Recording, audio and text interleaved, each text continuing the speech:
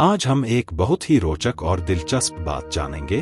क्या आपकी जिंदगी सिर्फ एक संयोग है या आपने खुद इसे चुना था? चलिए बहुत सरल और मजेदार तरीके से समझते हैं। तैयार हो जाइए, यह सफर बहुत खास है। सोचिए, क्या आप डॉक्टर, किसान या कोई ऐसा दोस्त होने का चुनाव अपने आप कर पाते? या क्या आपकी आत्मा ने पहले से कुछ योजनाएं बनाई थीं? आज हम इसे बच्चों की तरह सरल भाषा में समझेंगे, जैसे कोई कहानी सुन रहे हों।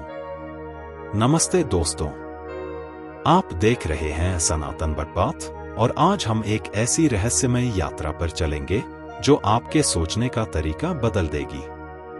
एक ऐसी कहानी जो किसी किताब में नहीं, बल्कि आपके अपने अंदर लिखी हुई है। यह कहानी है आपकी आत्मा की। कभी आपने खुद से ये सवाल किया है, मैं यहां क्यों हूं? क्यों कुछ चीजें मेरे साथ ही होती हैं? क्यों कुछ लोग आते हैं और हमें बदलकर चले जाते हैं? आज हम इसी रहस्य को समझेंगे, जन्म से पहले आत्मा की योजना, यानी सोल ब्लूप्रिंट। थोड़ी देर रुककर हल्की सांस लूं। तो चलिए, अपनी आंखें बंद कीजिए और कल्पना कीजिए, आपका शरीर नहीं है, कोई नाम नहीं है, कोई चेहरा नहीं। आप बस एक चमकदार रोशनी है, शांत, स्थिर और अनंत। यही है आपकी आत्मा। आत्मा क्या है? आत्मा मतलब वो असली आपको, आपका अंदर का प्रकाश। शरीर तो जैसे आपका कपड़ा है, पर आत्मा वो है जो कपड़े के अंदर रहती है। आत्मा असीमित होती है, ना छोटी ना बड़ी, बस अनुभव करने वाली ऊर्जा होती है। सरल शब्दों में, आत्मा आपका असली दोस्त है जो हर बार नए खेल खेलने के लिए तैयार रहती है। आत्मा कोई छोटी चीज नहीं होती। यह वो अनंत चेतना है जो सब में है, आप में, मुझ में और इस पूरे ब्रह्मांड में। शरीर तो एक कपड़े की तरह है जो हर जन्म में बदल जाता है, लेकिन आत्मा वही रहती है। वह सीखती है, अनुभव करती है और फिर आगे बढ़ जाती है। अब सोचिए, जब आत्मा एक जन्म पूरा कर लेती है तो वह एक सुंदर, प्रकाशमय लोक में जाती है। वहां कोई डर नहीं, कोई दुख नहीं, सिर्फ शांति। वहां आत्मा अपने पूरे जीवन को देखती है, हर पल, हर निर्णय, हर भावना, जैसे कोई फिल्म वापस चल रही हो। आत्मा देखती है कि कहां उसने प्रेम दिखाया और कहां उसने गलतियां की। वह खुद को जज नहीं करती, बस समझती है, क्योंकि आत्मा के लिए हर गलती भी एक सबक होती है। इस समीक्षा के बाद आत्मा सोचती है, अब आगे क्या? मैं अगली बार क्या सीखूंगी? और यहीं से शुरू होती है अगले जन्म की तैयारी। जन्म से पहले क्या होता है?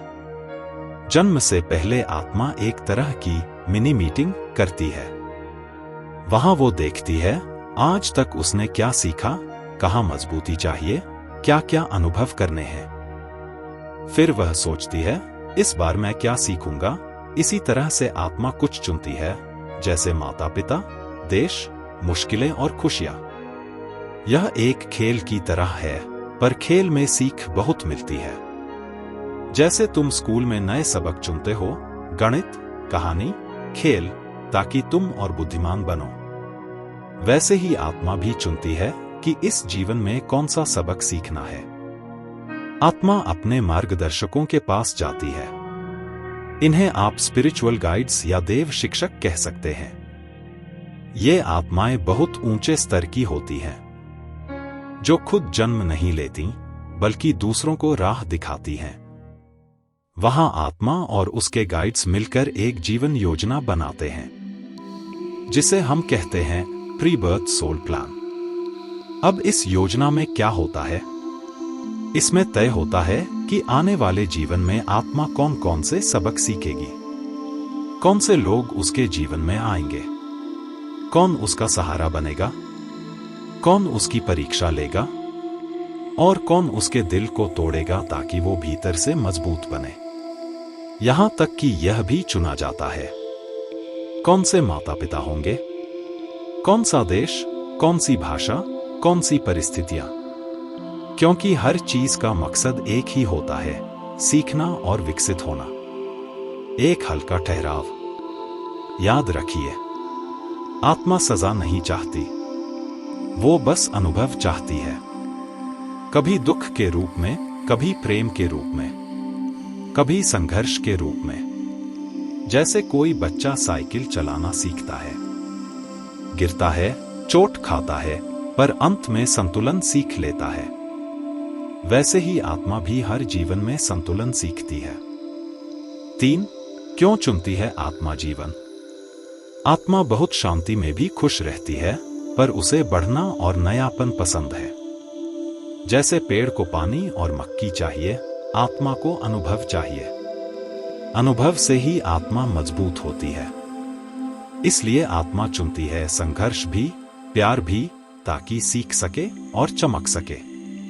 अब आत्मा के साथ एक और सुंदर चीज होती है, सोल ग्रुप, यानी आत्मिक परिवार।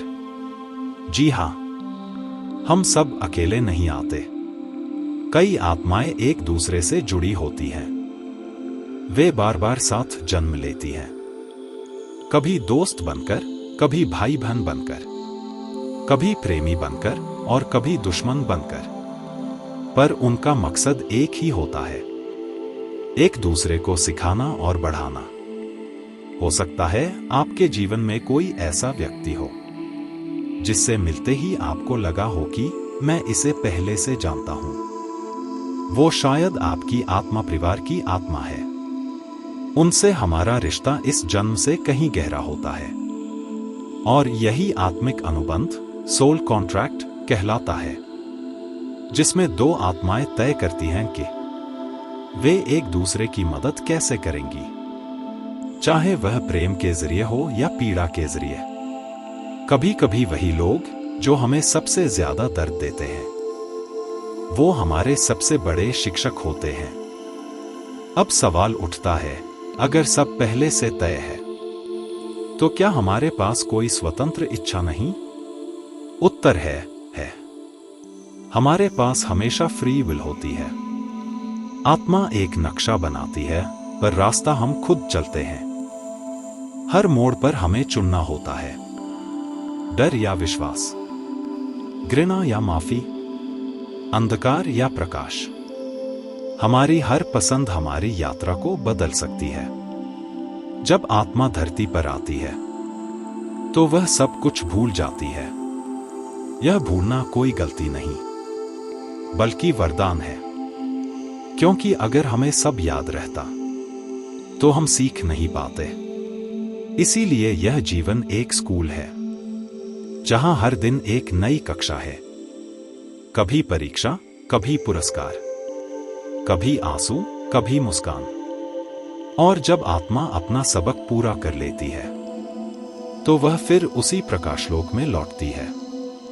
वहां वह देखती है, इस जीवन में उसने कितना सीखा, कितना प्रेम दिया, कितना समझा।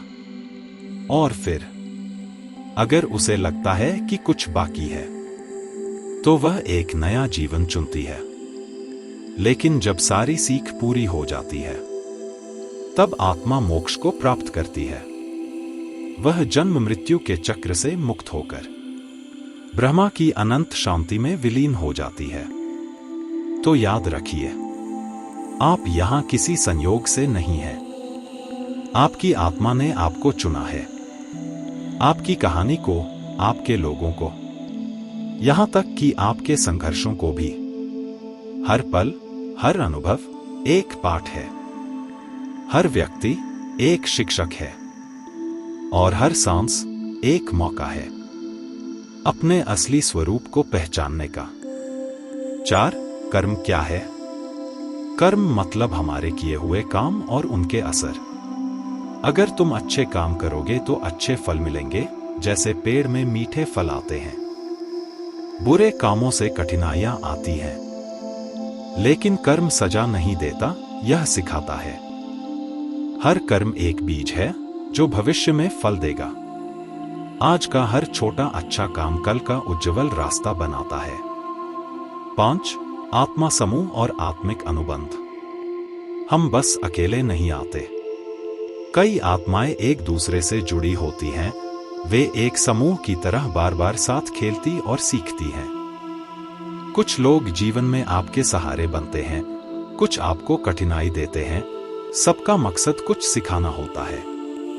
इसलिए किसी से गहरा लगाव हो तो समझो वह शायद आपकी आत्मा दोस्त सोल ग्रुप हो सकता है। 6. आध्यात्मिक मार्गदर्शक। आत्मा के साथ कुछ प्रेम भरे मार्गदर्शक गाइड्स भी होते हैं, जैसे गुरु या अंकल आंटी जो सही राह दिखाते हैं।